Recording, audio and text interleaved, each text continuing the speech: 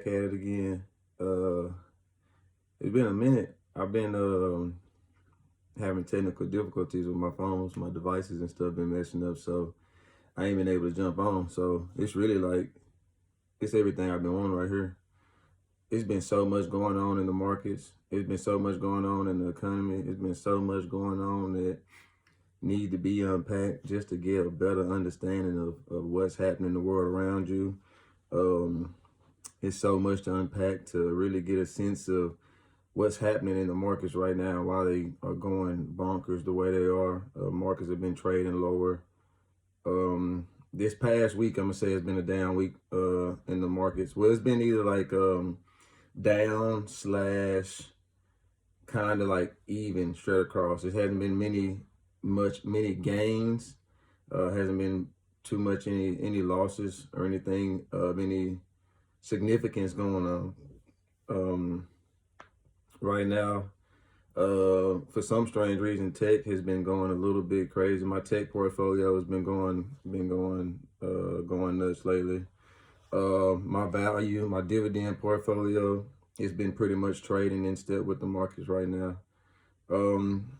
And that's what I'm gonna unpack. So right now, first thing that I do want to throw out there, the Federal Reserve will raise interest rates. It's gonna happen. No ifs, ands, or buts about it, right? All the economic data is pointing towards it. The Fed has a job. They have a dual mandate, right? And that dual mandate, what's a part of that is, one part of it is going to be controlling inflation, keeping inflation, which is, still high right now year to date. They need to get it down to about 2.5%. So they got a long way to go to that. They're right now hovering around 5.5%. They got a long way to go to that. The other part of the mandate is going to be unemployment, right? So the other part of the Federal Reserve's mandate is going to be unemployment. Getting unemployment down only happens by way of raising interest rates. Okay, so they have to pull more liquidity out of the markets. They have to make businesses make financial decisions. The financial decisions they want businesses to make is going to be, okay, you can either have decreased earnings, right, lowered profits, or you can cut some of your staff and we can pull some of this liquidity out of the markets. We can get some less spending, less hiring, things of that nature to control the inflation and things of that nature. So it kind of goes hand in hand. So right now they're fighting inflation with interest rate hikes. What happens in a high interest rate in economy is going to be lower employment. All right, so jobs will be laying people off. Jobs will slow hiring. The jobs report came out a little bit hotter than expected. There was more jobs created than what was expected to be. Okay, so that means in the eyes of the Federal Reserve, that it will be more money entering into the economy, which means that inflation will continue to rise. Okay, more jobs created, more people that are still working, more people that still have, still able to make money, more people that can still drive their American business, drive the machine that is American business and the economy. And that isn't what is on the Federal Reserve's radar right now. The Federal Reserve needs liquidity to come out of the markets. Okay, so right now, a hot jobs report, high inflationary economic data is what's happening right now, which is going to mean that the Federal Reserve will need to be on the offensive. The Federal Reserve being on the defensive will cause problems like it has been causing, but that's literally their job, to cause those problems, right? So when rates go up, things mess up. Okay, so it's all cause and effect. Everything from these markets right now are stemming from the quantitative easing that was in COVID, and it's kind of trickled and snowballed, if you will, to right now, the quantitative tightening, which is happening right now. So during COVID, they needed to keep interest rates at zero to entice borrowing, entice spending, And that's what happens when you're in a quantitative easing cycle. You have inflation going up, so the cost of goods and services end up going up in tandem, and you have what's that called? You have employment going up because, you know, more demand, increased demand. You have wages going up, wage growth ends up going up. And then you have increased spending happening during cycles of quantitative easing. Well, right now we're still in a high inflationary time, but right now we're experiencing what's known as deflation, and what America is attempting at deleveraging the economy right now. So right now we have interest rates going up. We have the people being less credit worthy, or they're making debt more expensive, so people don't want to take on any more debt.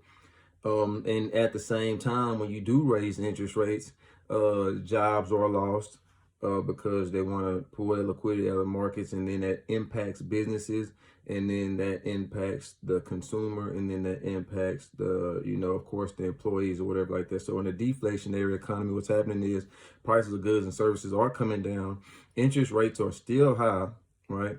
And wage growth is starting to slow, liquidity is starting to come out of the markets, jobs are becoming lost, and that's right on par for what the Federal Reserve wants. Here's the thing though, if you have liquidity being pulled out of the markets, you have job cuts and people slowing hiring, right? A slower jobs growth, and you're still in a high interest rate economy. That is how you put an economy into a recession, right? And that's what the Federal Reserve is looking to avoid, but it's a cause and effect. You know, certain things that you have to do, like right now, they're going to be raising interest rates come May. Come the meeting in May, the Federal Reserve will raise interest rates. The markets are already pricing it in. If they would have been open today, I promise you the markets would have priced it in, because of Good Friday, the markets are closed. So next week, you can look for the markets to be down. The writing is on the wall. All you have to do is follow the trail of breadcrumbs. It's all laid out right in front of you for everyone to see. Whether you choose to use those clues to your benefit are going to be completely up to you, right? If you use those tools to your benefit, you'll be able to position yourself and your portfolio for success in the current market cycle that we are in. That's exactly what I'm doing right now. So right now, you want to look to the past to see what's happening in the future, right? Right now, you can look for the deleveraging that's happening right now, the economy, the growth, the looking for the slowed growth of the economy, and you can look at the interest rate hikes that are happening right now. About 9 months ago, interest rates, when they first started going up, people like Meta, Amazon, Salesforce, Tesla, Apple, companies like that started laying off staff almost immediately, right? They started jumping ahead of the curve because they knew what was coming. It's harder for businesses to keep profits and margins optimal in a higher interest rate environment, right? So oftentimes you'll see job cuts when interest rates go up, just so jobs can keep those earnings relatively high, because a job's profits, 65% of a company's profits goes back to employees. It becomes more expensive to borrow money during high interest rate environments. So that's why that ends up happening. So right now you have a very volatile stock market right now because of it, right?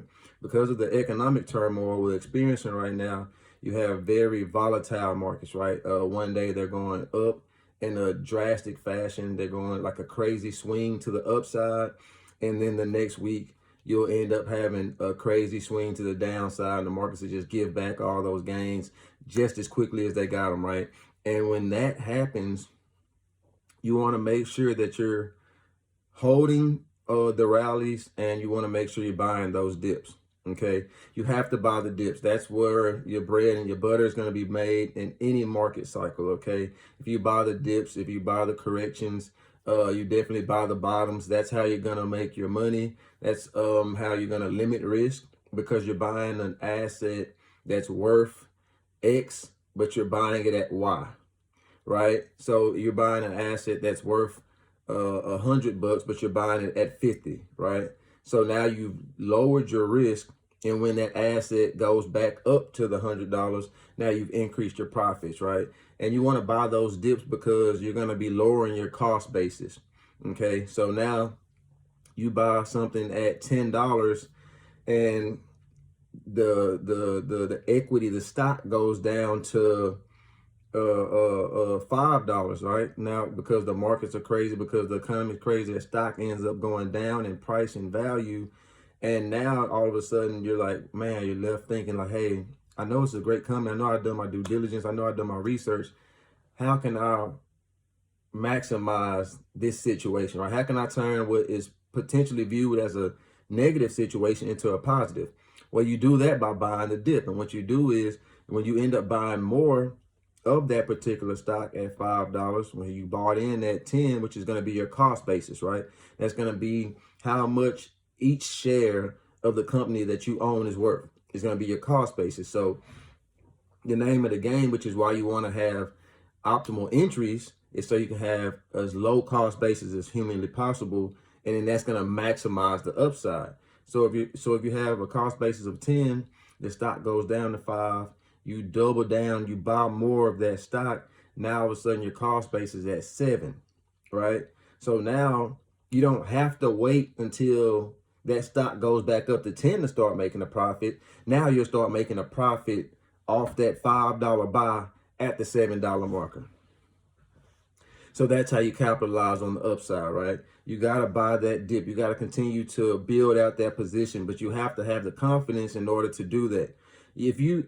I've seen instances where people say, hey, when this stock gets back to XYZ, I'm going to sell it. Well, if it gets back to that point, if you feel like it's going to get back to that point, why don't you buy more, right? If you honestly feel like it's going to get back to that point, you should be buying more of that business so you can make more profits, because clearly you're down. So if you buy while you're down, that means you're averaging down, right? That's what cost averaging is. You're averaging down, right? So that's why you want to buy more aggressive during the dips. Even if you are dollar cost averaging, you want to buy more aggressively during the dips than you do on the upswings, right? Because that's going to lower your cost basis and increase your profitability, right? That's how the game is played. Right now, we're in an economy where people don't trust the banks, okay? Because the regional banks are having difficulties, let's call it that. Bank runs happen throughout history. Banks collapse throughout history. Actually, 70 banks have collapsed in the last 10 years. What's happening right now has happened throughout history, time and time again. Nothing is new. Nothing new under the sun. Everything kind of happens in cycles. That's why you have to study the past so you can prepare and capitalize on the future and what's to come, especially if you're investing in the stock market.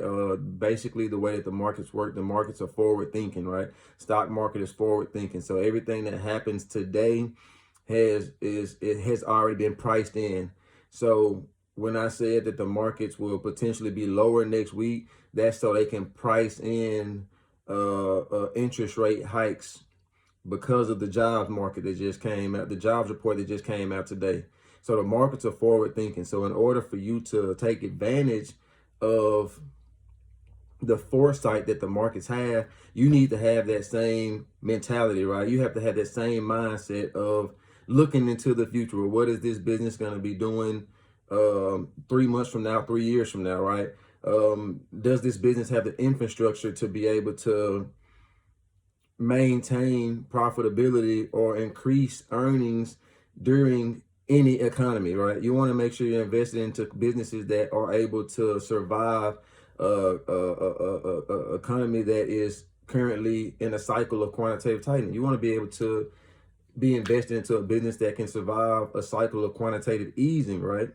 But you have to, the only way you can understand if you are investing into a business like that is if you have the emotional fortitude and the emotional intelligence to be able to ride that roller coaster ride, trust your education, and understand that you're making the right decisions for the right reasons, which will maximize your profits.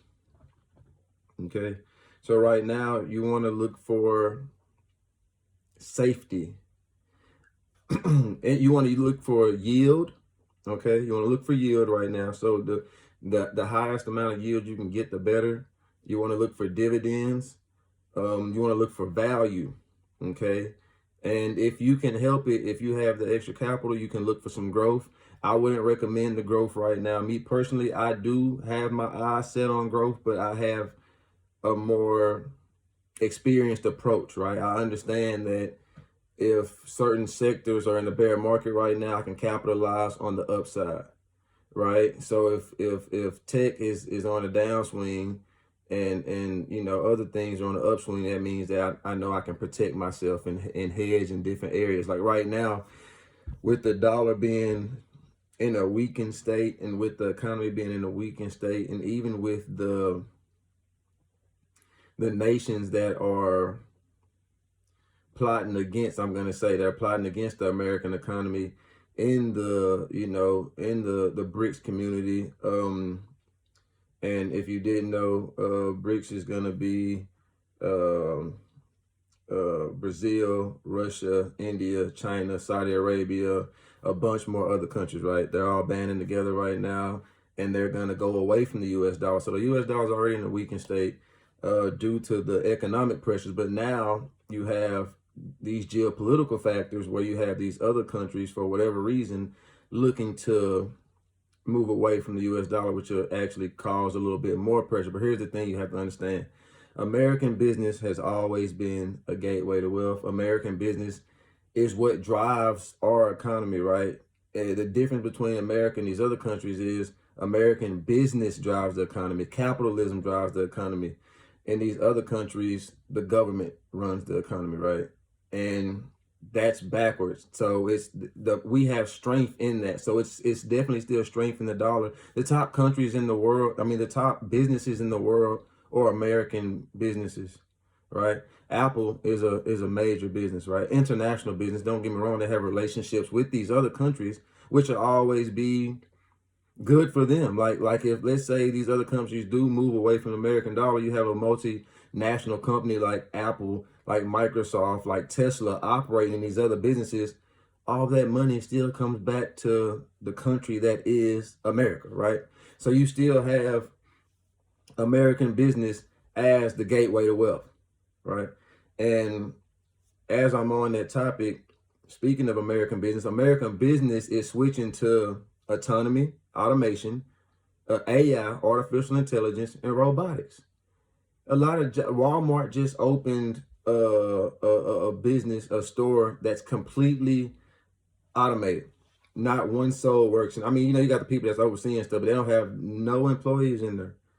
That's what the world is coming to. When you go to the restroom, they have the faucets under there that you just put your hands under, water comes out. They got the soap dispensers, they got the towel dispensers. It's all automated, right? That's what the world is coming to. Robotics, autonomy, things of that nature, right? You have to get ahead of the curve. You possibly can be replaced as an employee in the next 5 or 10 years with the way that the world is going, because you're not valuable enough to the company that you work for, because everyone can be replaced. Doctors and lawyers will eventually be replaced because you have artificial intelligence that can do your job for you. But if you develop certain skill sets, right? If you get the information, if you learn how to play the game, then it really won't matter what happens to you as far as the work, like the work field, right? If you can invest in a business that is ushering in the new future. We're in the age of information. People are still living like we're in the industrial age right now, right? This is the information age. So you got to put yourself into a mind of where is the country going in the next 10 years, 15 years, 20 years. That's how you stay ahead of the game, right? So you gotta be able to recognize opportunities when they're available to you. Right now, investing in a business that has, you know, that is supporting automation, right? Investing in businesses that are part of the infrastructure of robotics, right? That's where you're going to make your bread and butter at. Like if you know electric cars are going to be the future, it's actually mandated by 2030. Every single car has to be either hybrid or completely electric. There's no reason for you to not be investing into electric vehicles. It doesn't have to be Tesla, even though they are the forerunner of the electric vehicle space. It's no reason why. That's what the future is, right? You should put your money where the future is. Don't put your money where your mouth is. Put your money where the future is. That's how you play the game. That's how you play the game. You put money into the businesses that are investing in the automation. So at the fast food restaurants right now, they have the kiosk right there where you get to put your order in and all the other good stuff. I invest in a company called Presto Automation. They actually make those. They put those in there. That's how you play the game. You don't gotta learn, man. Look, everyone can't build $1 billion business. Everybody can't build Tesla. Everybody can't build Apple. Everybody can't build a Microsoft. You can invest in it though, and the time to invest in it is when the prices are low, when the economy's in a crunch, when everything is going down, when everything's going smash. That's the time you invest in it. You don't invest in it when everyone's making money. That means the people that made the most money have already made their money and they got out. You invest when the prices are low. You buy low and you sell high. That's how you play the game. But you have to be able to develop the skill set and learn how to recognize when the prices are low, right? I can tell you 1 million companies to invest in right now. If I tell you to invest in a company X, Y, and Z, you go buy it right now, you'll mess around and lose some money next week because you didn't know how to analyze this business. It can be a great company. You can buy the best company that you feel. You can buy the company that you feel is the best business right now in America. If you love Apple, you swear you live and die by them. You say that everything that they touch turns to gold. You go buy some Apple and you can be losing money come next week because why? Because you didn't have the patience or the education to go along with that information that you just used, and you were and you put yourself in a risky situation. It's risky investing. You don't want to play that game. Right now is the time to be investing into cash loaded businesses. Businesses that have a lot of cash on their balance sheet, right? Those are the companies that will be growing right now, and those are the companies that will be surviving right now, right? It's a lot of companies going out of business right now. You've seen SVB, the bank, just went out of business recently, or they collapsed. They didn't go out of business, they collapsed. Businesses that have a lot of money typically don't go out of business, right? Because they have the cash to be able to protect themselves and stay afloat. And you in your personal life, if some type of crisis happens, you need the cash to make it through the crisis. Well, the same works for businesses, right? Right now, Johnson & Johnson has a lawsuit they're going to pay for like some type of cancer stuff. I guess whatever their baby powder maybe cause cancer. You know how that goes. They have to pay $8 billion with the B in this lawsuit. Johnson & Johnson has $23 billion on their balance sheet. That's cash. That's not the assets under management. The assets under management will be way upwards of, $100 billion and more. So that means if they just needed to, they could sell the assets and they could continue, you know what I'm saying? They can continue to operate. They have so much money on their balance sheet that they will be able to survive this little tiny hiccup and not bat an eye. They'll be able to continue to operate their business like nothing happened. Right now, businesses with a lot of cash, guess what they're doing? They're growing. They're growing. Businesses that have plenty of cash on their balance sheet, they're buying other businesses. They're growing through acquisition. They're growing by way of vertical integration, which means that they're just deepening their lineup, right? They're deepening their product lineup. They're deepening the products and services that they offer as a business. And then with the vertical integration, they're just expanding the portfolios of businesses, crossing into other sectors, which would be increasing their earnings right now. All right. So you got someone like Elon Musk who just bought American Airlines. That was a form of vertical integration. So now that he owns this company, the money that this company brings in is going to increase his earnings as a whole. That's what you want to be investing in, because this is the purpose of diversity. So let's just kind of backtrack real quick. Right now, you want to make sure you're diversified in your investments. The purpose for diversity is for protection. If one area is hurting, if one area is down, if one area is not in a favorable cycle, because the economy goes in cycles, right? So let's say it's not a good time in the markets for, let's say, e-commerce, right? Well, you might need to have some other products and services that you offer, right? You might want to make sure you're in a retail store or something like that, right? To make sure that you can continue to have a sustained level of business, right? And profitability. So let's say Amazon, they're a logistics company, but they have fulfillment centers. They have e-commerce. If e-commerce happens to slow down because people don't want to go spend that money on discretionary items, they don't want to go spend that money. They don't want to get on Amazon and shop. Amazon's not going to lose money. You want to know why? Amazon has a partnership with the NFL. That's revenue. Amazon has a streaming service. That's revenue. They get ad revenue. They get a subscription-based revenue. Amazon is a fulfillment center, right? They have logistics. They have trucking. This is protection. If one area of that business falls off, they have the other areas of the business that can hold it up and keep it afloat. That's called diversification. Businesses diversify. You should be diversified. So you shouldn't just own you shouldn't just own stocks. You know what I'm saying? Precious metals are going to be great right now. If you don't trust the US dollar, guess what has been around since the beginning of time? Gold and silver never go out of style. Okay? If you don't know how to invest in gold and silver by buying block for block, brick for brick, you can do it through a fund in the stock market, right? In the stock exchange.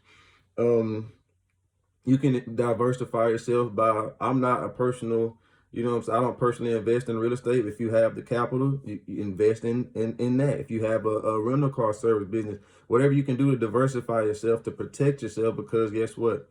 Stocks go up and down every single day. Don't get me wrong. If you know how to pick a winning stock, if you know how to pick a stock if you know how to build a portfolio of strong companies, of wonderful businesses, your portfolio will go up way more than it goes down. But I promise you, I assure you, every single day, stocks go up and stocks go down. The name of the game is to make sure you're investing into strong enough businesses that will be growing over the course of time. A growing business equates to a growing stock. If a business is growing, it's operating cash, it's net income, it's free cash flow, it's earnings, it's revenue every single quarter, every single year. The business will in step grow. If the business will grow, if the business is growing year after year, quarter after quarter without fail, that stock will go up. Now, it might take some time because a company's business fundamentals can become detached from the stock price. So what I mean by that is you can have the most amazing company ever in life and the stock price just won't reflect it, because the stocks are manipulated. Stocks are controlled by large institutions, and stocks are a game of patience. So if you understand that this business has been growing every year for the last 10 years, it's bubbling. It's bubbling right now.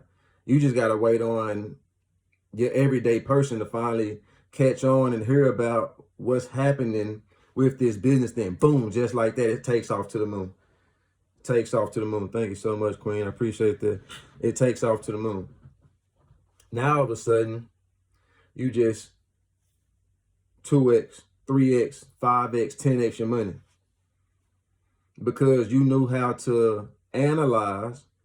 And that's what a lot of people need to learn how to do, is analyze these businesses, right?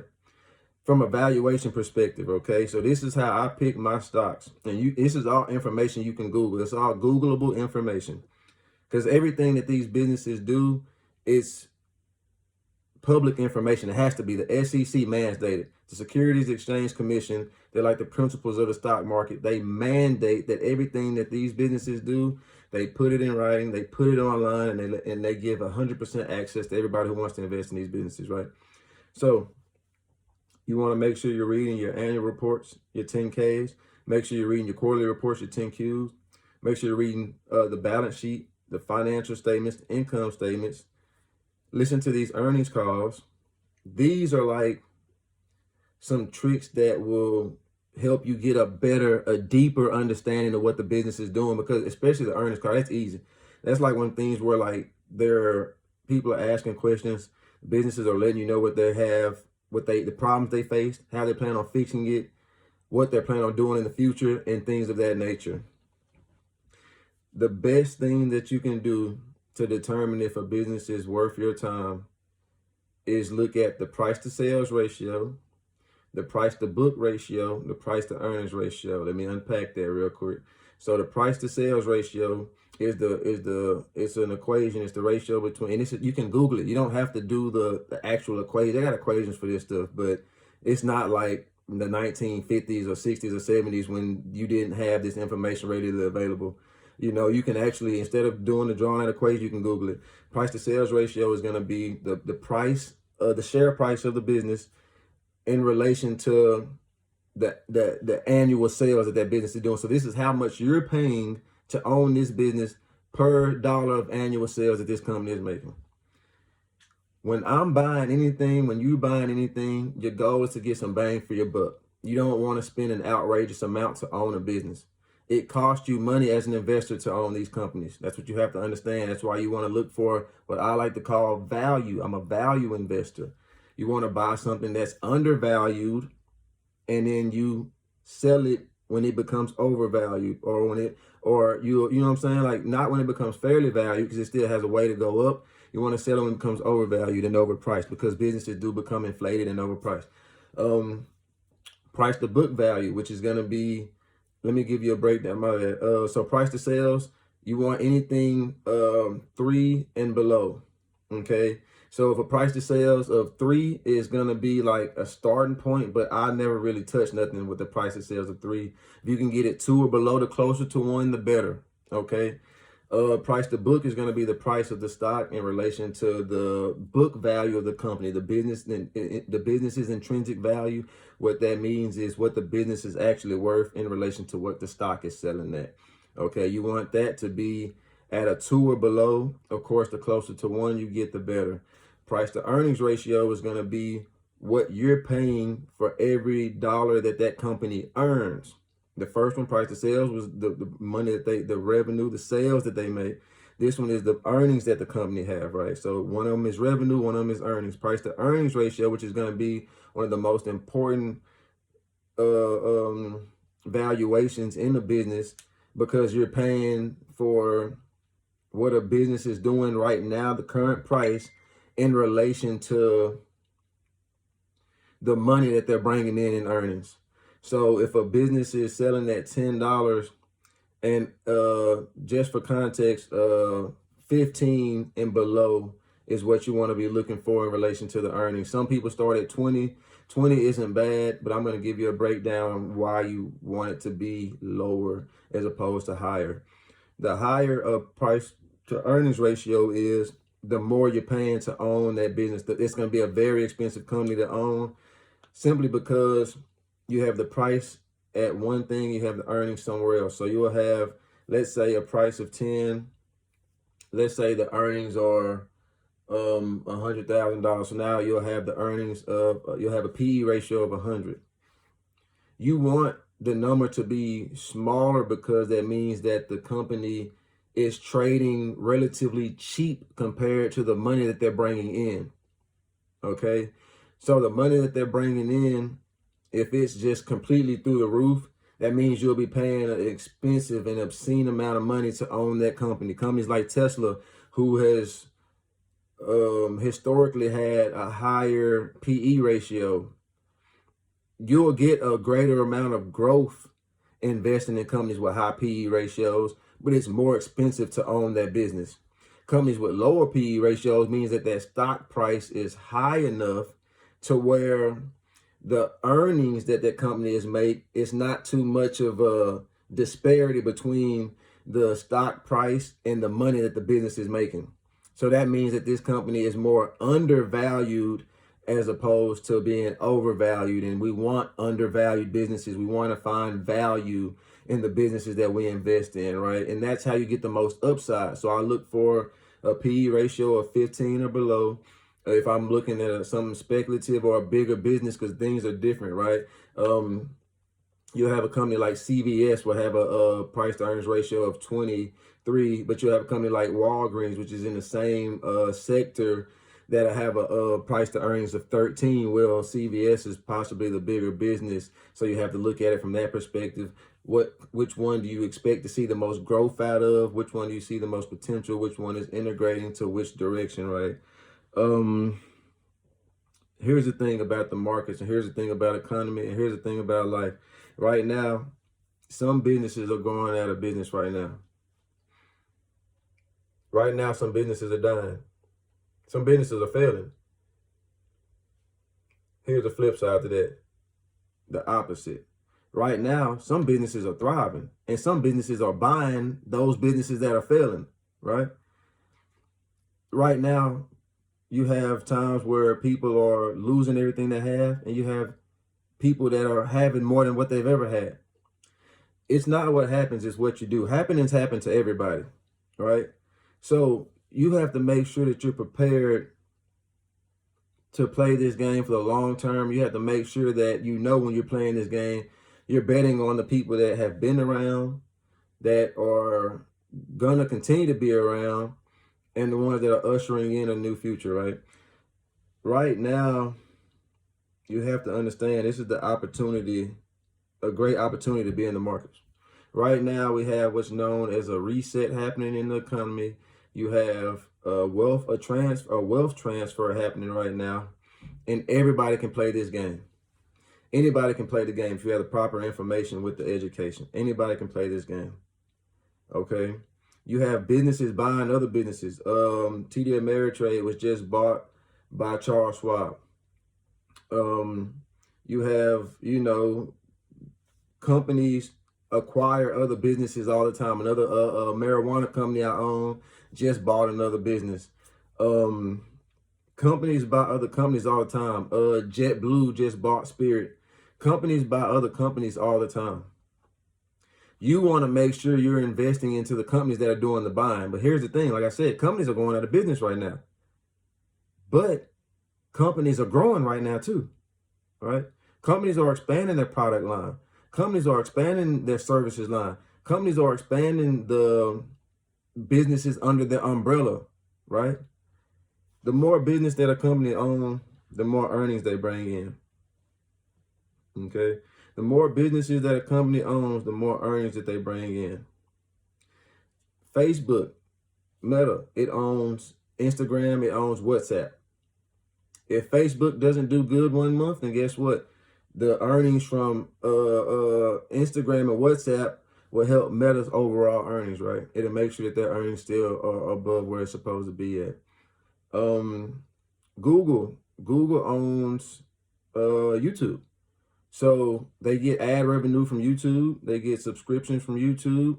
They get, different things and services that they offer from the Google. They have the cell phones. They're in the cloud space. So if something is falling off in one area, they have these other things to fall back on, right? You have to protect yourself. In these markets, you have to protect yourself. You have to protect your dollar. You have to protect your portfolio. And you have to make sure that you're putting the proper education behind the information. I can give you the information all day. If you're not willing to learn how to play the game and make sure that you're able to properly limit risk and maximize profits, you're going to lose every single time. It's not a get-rich scheme. It's not a get-rich-quick scheme. The stock market is a place where the patient people come to take advantage of the impatient people. What I mean by that is you'll have someone like me who doesn't have to go be a part of the day-to-day society, right? Let's say I don't have to go get every drop of shoes that come out, or every, I don't have to go like let's say I'm gonna be the one investing in what everyone else. I don't need to upgrade my iPhone every time one comes out. I can invest it. The same money I'm using to upgrade with, I can just buy more Apple stock, right? So the stock market isn't a get-rich-quick scheme. It's a place where the patient come to take advantage of the impatient. The people that don't mind delayed gratification come to make the money of the people that need instant gratification. If you drink Hennessy every single week, and I own stocks of LMLV, the company that owns Hennessy, Louis Vuitton, things like that, right? If you drink it every week, and I buy shares of that stock every week, guess what's happening? Your personal stock and equity is going down. Mine is going up. I have the insight, the mindset to play the delayed gratification role. That's what it's all about. So if you don't take anything away from this, take away the fact that the stock market is a place where the patient come to swallow the impatient. Okay, it takes a certain skill set to do this. You have to, in order to think about it, in order to build wealth in the stock market or even have anything sustainable in the stock market, you have to take money from yourself every week, every 2 weeks, every month, once a month, however often you choose to invest. You take it from yourself right now to give it to yourself in the future. That's what you're doing. You're taking money from yourself right now to give it to yourself in the future. And here's the thing. This money is compounding. You ever heard of compound interest? Google it. Look it up. This money is compounding. And don't be making money in dividends. This is money that you are making just for having money in the markets. You're getting paid to be an owner in these businesses. And that's where the mindset has to shift. It has to go from consumerism to ownerism, to being a producer. If you can become a producer, you'll be able to produce a wealthier result than a consumer does. Consumers consume, producers produce.